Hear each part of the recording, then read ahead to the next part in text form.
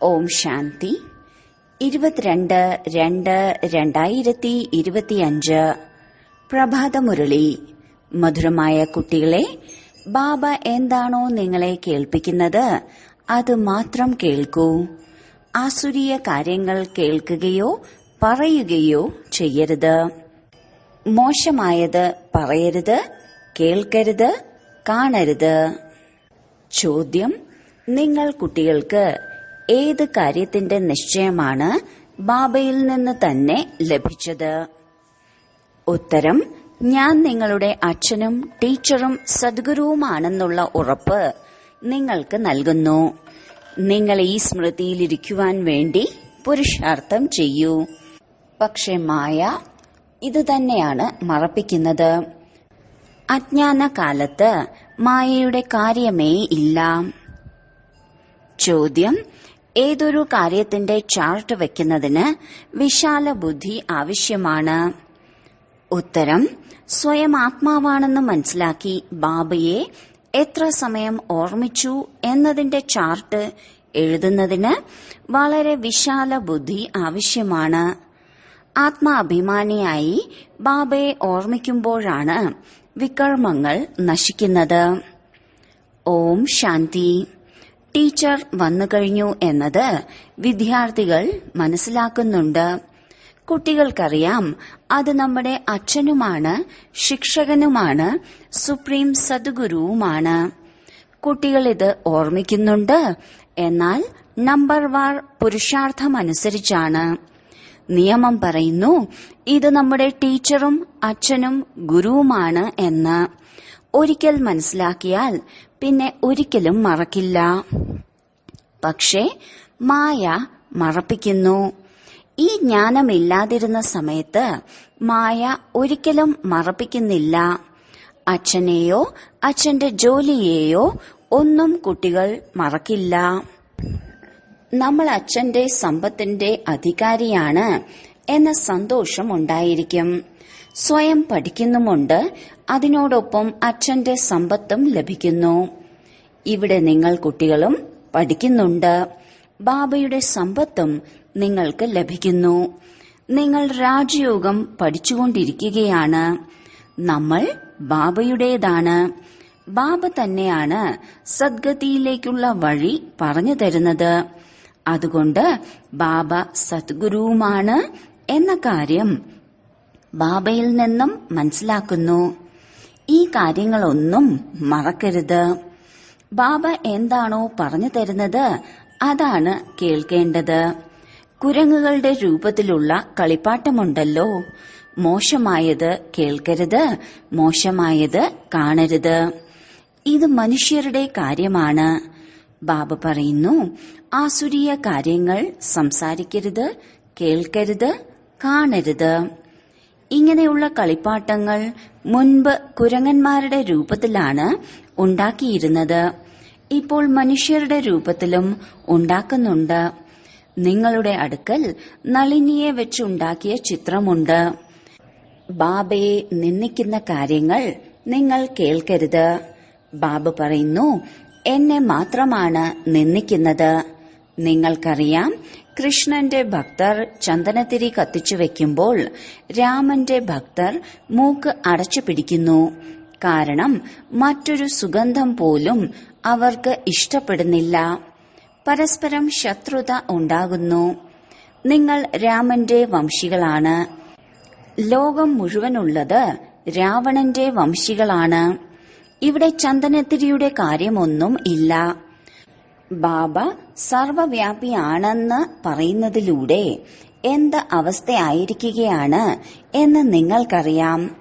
കല്ലിലും മുള്ളിലുമുണ്ട് എന്ന് പറഞ്ഞത് കാരണം ബുദ്ധി തന്നെ കല്ലായി പോയി. പരിധിയില്ലാത്ത സമ്പത്ത് നൽകുന്ന അച്ഛനെ എത്രമാത്രം നിന്ദിക്കുകയാണ്. ആരിലും ജ്ഞാനമില്ല, ജ്ഞാനരത്നങ്ങൾ ഇല്ല, പകരം കല്ലുകളാണ്. നിങ്ങളിപ്പോൾ ബാബയെ ഓർമ്മിക്കണം. ബാബ പറയുന്നു ഞാൻ എന്താണോ എങ്ങനെയാണോ ആ യഥാർത്ഥ രീതിയിൽ എന്നെ ആരും അറിയുന്നില്ല. കുട്ടികളിലും നമ്പർ വാറാണ്. ബാബയെ യഥാർത്ഥ രീതിയിൽ ഓർമ്മിക്കണം. ബാബയും ചെറിയ ഒരു ബിന്ദുവാണ്. അതിൽ മുഴുവൻ പാർട്ടും അടങ്ങിയിട്ടുണ്ട്. ബാബയെ യഥാർത്ഥ രീതിയിൽ അറിഞ്ഞ് ഓർമ്മിക്കണം. സ്വയം ആത്മാവാണെന്ന് മനസ്സിലാക്കണം. നമ്മൾ കുട്ടികളാണ്. അതിനാൽ ബാബയുടെ ആത്മാവ് വലുതും നമ്മുടേത് ചെറുതുമാണ് എന്നല്ല. ബാബ നോളജ് ഫുള്ളാണ്. പക്ഷെ ആത്മാവ് വലുതൊന്നും ആകുന്നില്ല. നിങ്ങൾ ആത്മാക്കളിലും ജ്ഞാനമുണ്ട്. പക്ഷെ നമ്പർ വാർ അനുസരിച്ച്. സ്കൂളിലും നമ്പർ വാർ അനുസരിച്ചാണ് പാസ്സാകുന്നത്. ആർക്കും 0 മാർക്ക് ലഭിക്കില്ല. കുറച്ചെങ്കിലും മാർക്ക് കിട്ടും. ബാബ പറയുന്നു, ഞാൻ നിങ്ങൾക്ക് നൽകുന്ന ഈ ജ്ഞാനം ലോപിക്കപ്പെട്ടു പോകും. ചിത്രങ്ങളൊക്കെയുമുണ്ട്, ശാസ്ത്രങ്ങളും എഴുതി വച്ചിട്ടുണ്ട്. ബാബ നിങ്ങൾ ആത്മാക്കളോട് പറയുകയാണ്, ഹിയർ നോ ഈവിൾ. ഈ ആസുരീയ ലോകത്തിൽ എന്താണ് കാണാനുള്ളത്? ഈ മോശമായ ലോകം കാണുന്നതിൽ നിന്നും നിങ്ങളുടെ കണ്ണുകൾ അടയ്ക്കൂ. ഇത് പഴയ ലോകമാണ് എന്നത് ആത്മാവ് മനസ്സിലാക്കുന്നുണ്ട്. ഇതിനോട് എന്തിനാണ് കണക്ഷൻ വെക്കുന്നത്? ആത്മാവിനറിയാം, ഈ ലോകത്തെ കണ്ടുകൊണ്ടും കാണരുത്. തന്റെ ശാന്തിധാമത്തെയും സുഖധാമത്തെയും ഓർമ്മിക്കണം. ആത്മാവിന് ജ്ഞാനത്തിന്റെ 3ാമത്തെ കണ്ണ് ലഭിച്ചിരിക്കുകയാണ്. ഇത് ഓർമ്മിക്കണം. ഭക്തിയിലും അതിരാവിലെ എഴുന്നേറ്റ് മാല ജപിക്കാറുണ്ട്. അതിരാവിലത്തെ സമയം വളരെ നല്ലതാണ്. ബ്രാഹ്മണരുടെ സമയമാണ്. ബ്രഹ്മഭോജനത്തിനും മഹിമയുണ്ട്. ബ്രഹ്മഭോജനമല്ല, ബ്രഹ്മഭോജനമാണ്. നിങ്ങളെയും ബ്രഹ്മകുമാരി എന്നതിനു പകരം ബ്രഹ്മകുമാരി എന്ന് വിളിക്കാറുണ്ട്. ഒന്നും മനസ്സിലാക്കുന്നില്ല. ബ്രഹ്മാവിന്റെ കുട്ടികൾ ബ്രഹ്മകുമാരിമാരും കുമാരന്മാരുമല്ലേ? ബ്രഹ്മം എന്നത് തത്വമാണ്, താമസിക്കുവാനുള്ള സ്ഥലമാണ്. അതിന് എന്ത് മഹിമയാണ് ഉള്ളത്? ബാബ കുട്ടികളോട് പരാതി പറയുകയാണ്, കുട്ടികളെ, ഒരു വശത്ത് നിങ്ങൾ എന്നെ പൂജിക്കുന്നു, മറ്റൊരു വശത്ത് നിങ്ങൾ നിന്ദിക്കുകയും ചെയ്യുന്നു. നിന്ദിച്ച് തമോ പ്രധാനമായി മാറിയിരിക്കുകയാണ്. തമോ പ്രധാനമാവുകയും വേണം. ചക്രം ആവർത്തിക്കും. വലിയ വലിയ ആളുകൾ വരുമ്പോൾ അവർക്ക് തീർച്ചയായും ചക്രത്തെക്കുറിച്ച് മനസ്സിലാക്കി കൊടുക്കണം. ഇത് 5000 വർഷത്തിന്റെ ചക്രമാണ്. ഇതിൽ ശ്രദ്ധ കൊടുക്കണം. തീർച്ചയായും രാത്രിക്ക് ശേഷം പകൽ വരും. രാത്രിക്ക് ശേഷം പകൽ വരാതിരിക്കുക അങ്ങനെ ഒരിക്കലും സംഭവിക്കുന്നില്ല. കലിയുഗത്തിനു ശേഷം തീർച്ചയായും സത്യയുഗം വരും. ഈ ലോകത്തിന്റെ ചരിത്രവും ഭൂമിശാസ്ത്രവും ആവർത്തിക്കുന്നു. ബാബ പറയുന്നു, മധുരമധുരമായ കുട്ടികളെ, സ്വയം ആത്മാവാണെന്ന് മനസ്സിലാക്കൂ. ആത്മാവ് തന്നെയാണ് സർവ്വതും ചെയ്യുന്നത്, പാർട്ട് അഭിനയിക്കുന്നത്. നമ്മൾ പാർട്ട്ധാരികളാണെങ്കിൽ നാടകത്തിന്റെ ആദി മധ്യ അന്ത്യം തീർച്ചയായും അറിയേണ്ടതാണ്. എന്നാൽ ഇത് ആരും അറിയുന്നില്ല. ലോകത്തിന്റെ ചരിത്രവും ഭൂമിശാസ്ത്രവും ആവർത്തിക്കുകയാണ്. ഇത് ഡ്രാമ തന്നെയാണ്. എന്താണോ കഴിഞ്ഞുപോയത് ആ ഓരോ സെക്കൻഡും അതുപോലെ ആവർത്തിക്കുകയാണ്. ഈ കാര്യങ്ങൾ മറ്റാർക്കും മനസ്സിലാക്കുവാൻ സാധിക്കില്ല. ബുദ്ധി കുറഞ്ഞവർ എപ്പോഴും തോറ്റുപോകും. അതിന് ടീച്ചർക്ക് എന്തു ചെയ്യാൻ സാധിക്കും? ടീച്ചറോട് കൃപ കാണിക്കുവാനോ ആശീർവദിക്കുവാനോ പറയുമോ? ഇതും പഠിത്തമാണ്. ഈ ഗീതാ പാഠശാലയിൽ സ്വയം ഭഗവാനാണ് രാജയോഗം പഠിപ്പിക്കുന്നത്. കലിയുഗം മാറി തീർച്ചയായും സത്യയുഗം ആകണം. ഡ്രാമ അനുസരിച്ച് ബാബയ്ക്ക് വരേണ്ടതായിയുണ്ട്. ബാബ പറയുന്നു, ഞാൻ ഓരോ കൽപ്പത്തിലും സംഗമയുഗത്തിലാണ് വരുന്നത്. ഞാൻ സൃഷ്ടിയുടെ ആദി മധ്യ അന്ത്യത്തിന്റെ ജ്ഞാനം കേൾപ്പിക്കുവാനാണ് വരുന്നത് എന്ന് മറ്റാർക്കും പറയുവാൻ സാധിക്കില്ല. സ്വയം ശിവോഹം, അതായത് ഞാൻ തന്നെയാണ് ശിവൻ എന്ന് പറയുന്നു. ശിവബാബ വരുന്നത് തന്നെ പഠിപ്പിക്കുവാൻ വേണ്ടിയാണ്, സഹജ രാജയോഗം പഠിപ്പിക്കുവാൻ. ഏതെങ്കിലും സന്യാസിയെയോ ഋഷിമാരെയോ ശിവഭഗവാൻ എന്ന് വിളിക്കുവാൻ സാധിക്കില്ല. ഞാൻ കൃഷ്ണനാണ്, ഞാൻ ലക്ഷ്മി നാരായണനാണ് എന്നൊക്കെ പറയുന്നുണ്ട്. സത്യയുഗത്തിലെ രാജകുമാരനായിരുന്ന ആ കൃഷ്ണൻ എവിടെയിരിക്കുന്നു? ഈ കലിയുഗത്തിലെ പതീതരായിട്ടുള്ള കൃഷ്ണൻ എവിടെയിരിക്കുന്നു? ഇവരിൽ ഭഗവാനുണ്ട് എന്ന് പറയില്ല. ഇവർ സത്യയുഗത്തിൽ രാജ്യം ഭരിച്ചിരുന്നവരായിരുന്നല്ലോ, പിന്നെ അവർ എങ്ങോട്ടു പോയി എന്ന് നിങ്ങൾക്ക് ക്ഷേത്രങ്ങളിൽ പോയി ചോദിക്കുവാൻ സാധിക്കും. സത്യയുഗത്തിന് ശേഷം തീർച്ചയായും ത്രേതായുഗവും ദ്വാപരയുഗവും കലിയുഗവും ഉണ്ടാകും. സത്യയുഗത്തിൽ സൂര്യവംശികളുടെ രാജ്യമായിരുന്നു, ത്രേതായുഗത്തിൽ ചന്ദ്രവംശികൾ. ഈ ജ്ഞാനമെല്ലാം നിങ്ങൾ കുട്ടികളുടെ ബുദ്ധിയിലുണ്ട്. ഇത്രയും ബ്രഹ്മകുമാരന്മാരും കുമാരിമാരുമുണ്ട്. തീർച്ചയായും പ്രജാപിതാവും ഉണ്ട്. ബ്രഹ്മാവിലൂടെയാണ് മനുഷ്യ സൃഷ്ടി രചിക്കുന്നത്. ബ്രഹ്മാവിനെ ക്രിയേറ്റർ എന്ന് പറയില്ല. ക്രിയേറ്റർ ഗോഡ് ഫാദർ ആണ്. എങ്ങനെയാണ് രചിക്കുന്നത് എന്ന് ബാബ സന്മുഖത്ത് വന്ന് പറഞ്ഞു തരുന്നു. ഈ ശാസ്ത്രങ്ങളെല്ലാം പിന്നീടാണ് എഴുതിയത്. ക്രിസ്തു പറഞ്ഞതാണ് പിന്നീട് ബൈബിളായത്. പിന്നീടാണ് മഹിമ പാടുന്നത്. സർവരുടെയും സദ്ഗതി ദാതാവെന്നും സർവരെയും മുക്തമാക്കുന്നവനെന്നും പതീത പാവനനെന്നും ഒരു ബാബയെ തന്നെയാണ് പറയുന്നത്. അല്ലയോ ഗോഡ് ഫാദർ, ദയ കാണിക്കൂ എന്ന് ആ ബാബയോടാണ് പറയുന്നത്. ദയ കാണിക്കൂ ക്രിസ്തുവേ എന്ന് പറയില്ല. അച്ഛൻ ഒരാൾ തന്നെയാണ്. ബാബ മുഴുവൻ ലോകത്തിന്റെയും അച്ഛനാണ്. സർവ ദുഃഖങ്ങളിൽ നിന്ന് മോചിപ്പിക്കുന്നവൻ ആരാണ് എന്ന് മനുഷ്യർക്ക് അറിയില്ല. ഇപ്പോൾ സൃഷ്ടിയും മനുഷ്യരുമെല്ലാം പഴയതും തമോ പ്രധാനവുമാണ്. ഇത് കലിയുഗ ലോകം തന്നെയാണ്. ഗോൾഡൻ ഏജ്ഡ് യുഗമായിരുന്നല്ലോ. വീണ്ടും തീർച്ചയായും ആവുകയും ചെയ്യും. ഈ ലോകത്തിന്റെ വിനാശം ഉണ്ടാകും. ലോകമഹായുദ്ധങ്ങൾ ഉണ്ടാകും. പ്രകൃതിയുടെ അനേകം ആപത്തുകളും ഉണ്ടാകും. സമയം ഇത് തന്നെയാണ്. മനുഷ്യ സൃഷ്ടി എത്രമാത്രം വർദ്ധിച്ചിരിക്കുകയാണ്. ഭഗവാൻ വന്നു കഴിഞ്ഞു എന്ന് നിങ്ങൾ പറയുന്നുണ്ട്. ബ്രഹ്മാവിലൂടെ ഒരു ആദി സനാതന ദേവി ദേവതാ ധർമ്മത്തിന്റെ സ്ഥാപന ചെയ്തുകൊണ്ടിരിക്കുകയാണ് എന്ന് നിങ്ങൾ കുട്ടികൾ മറ്റുള്ളവരോട് വെല്ലുവിളിക്കുകയാണ്. ഡ്രാമയനുസരിച്ച് സർവരും കേൾക്കുന്നുണ്ട്. ദൈവിക ഗുണങ്ങളും ധാരണ ചെയ്യുന്നു. നമ്മളിൽ യാതൊരു ഗുണങ്ങളും ഇല്ലായിരുന്നു എന്നത് നിങ്ങൾക്കറിയാം. കാമവികാരമാണ് നമ്പർ 1 അവഗുണം. അത് എത്രമാത്രം ദുഃഖം നൽകുന്നു. മായയുമായുള്ള ഗുസ്തി നടക്കുകയാണ്. ആഗ്രഹിക്കാതെ തന്നെ മായയുടെ കൊടുങ്കാറ്റ് വീഴ്ത്തിക്കളയുന്നു. ഇത് കലിയുഗമാണല്ലോ. മുഖം കറുപ്പിച്ചു കളയുന്നു. നീല നിറത്തിലുള്ള മുഖം എന്ന് പറയാറില്ല. സർപ്പദംശനമേറ്റത് കാരണമാണ് കൃഷ്ണൻ നീല നിറമായി പോയത് എന്നാണ് കാണിക്കുന്നത്.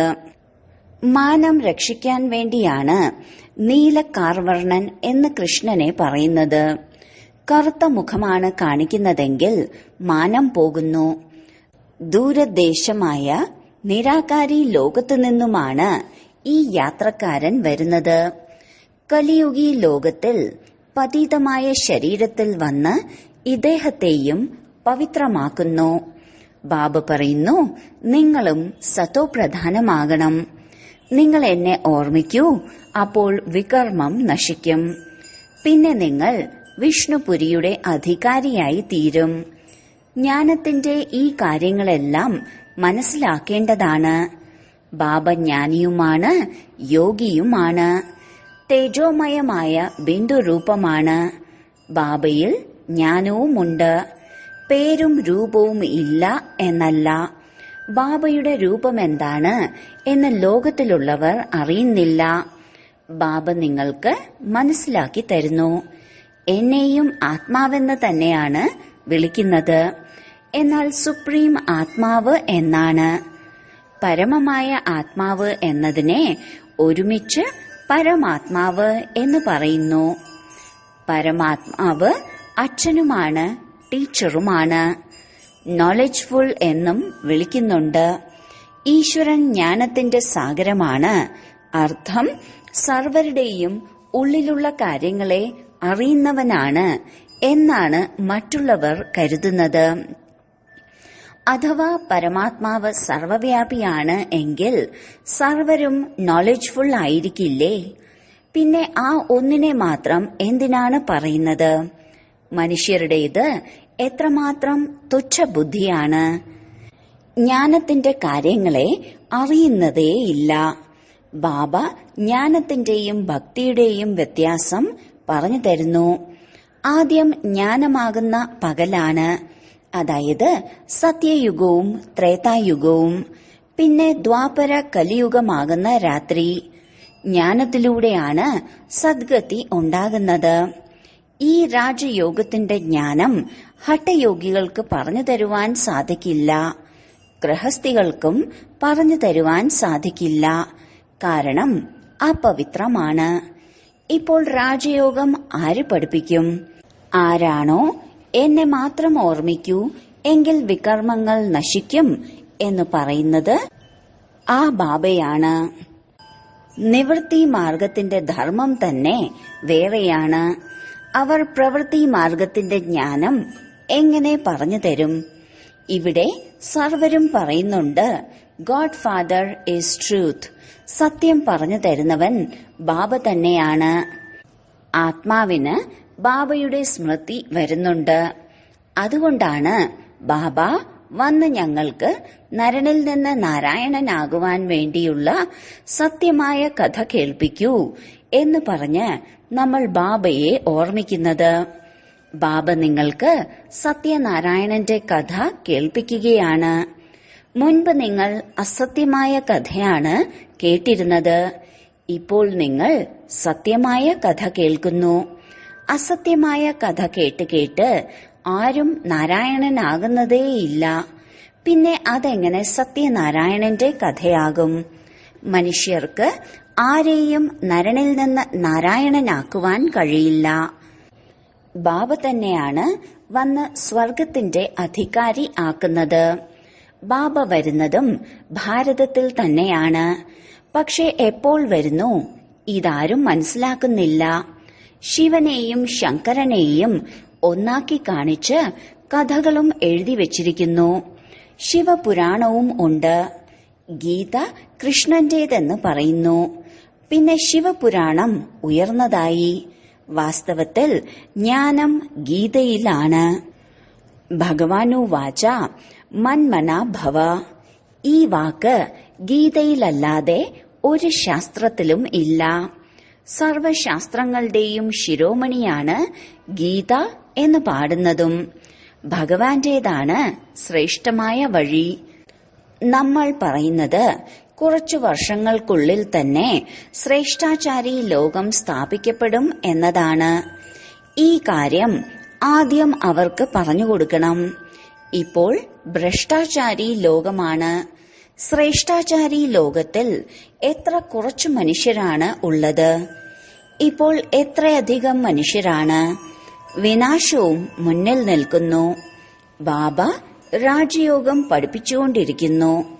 സമ്പത്തും ബാബയിൽ നിന്ന് തന്നെയാണ് ലഭിക്കുന്നത്. ബാബയോട് തന്നെയാണ് യാചിക്കുന്നതും. ചിലർക്ക് ധനം കൂടുതലുണ്ടായിരിക്കും, കുട്ടികളുണ്ടായിരിക്കും. ഇതെല്ലാം ഭഗവാൻ നൽകിയതാണ് എന്ന് പറയും. അപ്പോൾ ഭഗവാൻ ഒന്നാണല്ലോ, പിന്നെ എല്ലാവരിലും എങ്ങനെ ഭഗവാൻ ഉണ്ടാകും? ഇപ്പോൾ ആത്മാക്കളോട് ബാബ പറയുന്നു, ബാബയെ ഓർമ്മിക്കൂ. ആത്മാവും പറയുന്നു, പരമാത്മാവാണ് നമുക്ക് ജ്ഞാനം നൽകിയത്. പിന്നീട് നമ്മൾ സഹോദരാത്മാക്കൾക്ക് നൽകുന്നു. സ്വയത്തെ ആത്മാവ് എന്ന് മനസ്സിലാക്കി എത്ര സമയം ബാബയെ ഓർമ്മിച്ചു എന്നതിന്റെ ചാർട്ട് വെക്കുന്നതിലും വിശാല ബുദ്ധി വേണം. ദേഹി അഭിമാനിയായി ബാബയെ ഓർമ്മിക്കുമ്പോഴാണ് വികർമ്മം വിനാശമാകുന്നത്. ജ്ഞാനം വളരെ സഹജമാണ്. സ്വയം ആത്മാവാണെന്ന് മനസ്സിലാക്കി ബാബയെ ഓർമ്മിക്കുന്നതിലൂടെ തന്റെ ഉന്നതി ഉണ്ടാകും. പക്ഷെ ഈ ചാർട്ട് വളരെ കുറച്ചുപേർ മാത്രമാണ് എഴുതുന്നത്. ദേഹി അഭിമാനിയായി ബാബയെ ഓർമ്മിക്കുന്നതിലൂടെ ഒരിക്കലും ആർക്കും ദുഃഖം നൽകില്ല. ബാബ വരുന്നത് സുഖം നൽകുവാനാണ്. അതിനാൽ കുട്ടികളും എല്ലാവർക്കും സുഖം കൊടുക്കണം. ആർക്കും ഒരിക്കലും ദുഃഖം കൊടുക്കരുത്. ബാബയുടെ ഓർമ്മയിലൂടെ എല്ലാ ഭൂതവും ഓടിപ്പോകും. ഇത് വളരെ ഗുപ്തമായ പരിശ്രമമാണ്. ശരി, വളരെ കാലത്തെ വേർപാടിന് ശേഷം തിരികെ കിട്ടിയ മധുരമധുരമായ സന്താനങ്ങൾക്ക് മാതാവും പിതാവുമായ ബാബ്ദാദയുടെ സ്നേഹസ്മരണകളും പുലർക്കാല വന്ദനവും. ആത്മീയ പിതാവിന്റെ ആത്മീയ കുട്ടികൾക്ക് നമസ്കാരം. ധാരണയ്ക്കുള്ള മുഖ്യസാരം: 1. ഈ ആശ്ചര്യവും മോശവുമായ ലോകത്തിന് നേരെ തന്റെ കണ്ണുകൾ അടയ്ക്കണം. ഇത് പഴയ ലോകമാണ്. ഇതിനോട് ഒരു കണക്ഷനും വെക്കരുത്. ഇതിനെ കണ്ടുകൊണ്ടും കാണാതിരിക്കണം. 2. ഈ പരിധിയില്ലാത്ത ഡ്രാമയിലെ പാർട്ടുധാരികളാണ് നമ്മൾ. ഇത് ഓരോ സെക്കൻഡും ആവർത്തിച്ചുകൊണ്ടിരിക്കുന്നു. ഏതൊന്നാണോ കഴിഞ്ഞുപോയത് അത് വീണ്ടും ആവർത്തിക്കും. ഇത് സ്മൃതിയിൽ വെച്ച് ഓരോ കാര്യത്തിലും പാസ്സാകണം. വിശാല ബുദ്ധി ഉള്ളവരാകണം. വരദാനം: യാഥാർത്ഥ്യത്തിലൂടെ രാജകീയതയുടെ പ്രത്യക്ഷ രൂപം കാണിക്കുന്ന സാക്ഷാത്കാര മൂർത്തിയായി ഭവിക്കട്ടെ. ഇപ്പോൾ ഓരോ ആത്മാവും പ്രത്യക്ഷ രൂപത്തിൽ തന്റെ യാഥാർത്ഥ്യങ്ങളിലൂടെ രാജകീയതയുടെ സാക്ഷാത്കാരം ചെയ്യിപ്പിക്കുന്ന സമയം വരും. പ്രത്യക്ഷതയുടെ സമയത്ത് മാലയിലെ മണിയുടെ നമ്പറും ഭാവിയിലെ രാജ്യത്തിന്റെ സ്വരൂപവും രണ്ടും പ്രത്യക്ഷമാകും. ഇപ്പോൾ മത്സരിച്ച് അല്പാൽപം മടിപ്പാകുന്ന പൊടിയുടെ പർദ്ദ തിളങ്ങിക്കൊണ്ടിരിക്കുന്ന രത്നങ്ങളെ മറച്ചുകളയുന്നു. അന്തിമ സമയത്ത് ഈ മൂടുപടം നീങ്ങും. പിന്നെ ഒളിഞ്ഞുകിടക്കുന്ന രത്നങ്ങൾ അതാതിന്റെ സമ്പന്ന രൂപത്തിൽ പ്രത്യക്ഷപ്പെടും. റോയൽ ഫാമിലി ഇപ്പോൾ മുതലേ തങ്ങളുടെ രാജകീയത കാണിക്കും. അതായത് തങ്ങളുടെ ഭാവി പദവി സ്പഷ്ടമാക്കും. അതിനാൽ യാഥാർത്ഥ്യത്തിലൂടെ, അതായത് റിയാലിറ്റിയിലൂടെ രാജകീയത, അതായത് റോയൽറ്റിയുടെ സാക്ഷാത്കാരം ചെയ്യിപ്പിക്കൂ. സ്ലോഗൻ: ഏതെങ്കിലും വിധിയിലൂടെ വ്യർത്ഥത്തെ സമാപ്തമാക്കി സമർത്ഥത്തെ പുറത്തു കൊണ്ടുവരൂ. അവ്യക്ത സൂചന: ഏകാന്തപ്രിയരാകൂ. ഏകതയും ഏകാഗ്രതയും സ്വായത്തമാക്കൂ. സ്വയത്തിന്റെ മംഗളം ചെയ്യുന്നതിനും സ്വയത്തെ പരിവർത്തനപ്പെടുത്തുന്നതിനും വേണ്ടി വിശേഷിച്ച് ഏകാന്തവാസിയും അന്തർമുഖിയും ആകൂ. നോളജ്ഫുള്ളാണ് എങ്കിലും പവർഫുൾ ആകൂ. ഓരോ കാര്യത്തിന്റെയും അനുഭവത്തിൽ സ്വയത്തെ സമ്പന്നമാക്കൂ. ആരുടെ സന്താനമാണ്? എന്താണ് പ്രാപ്തി? ഈ ആദ്യ പാഠത്തിന്റെ അനുഭവി മൂർത്തിയാകൂ. ഏകതയും ഏകാഗ്രതയും സ്വായത്തമാക്കൂ. എങ്കിൽ സഹജമായി തന്നെ മായാജീത്ത് ആകും. ഓം ശാന്തി.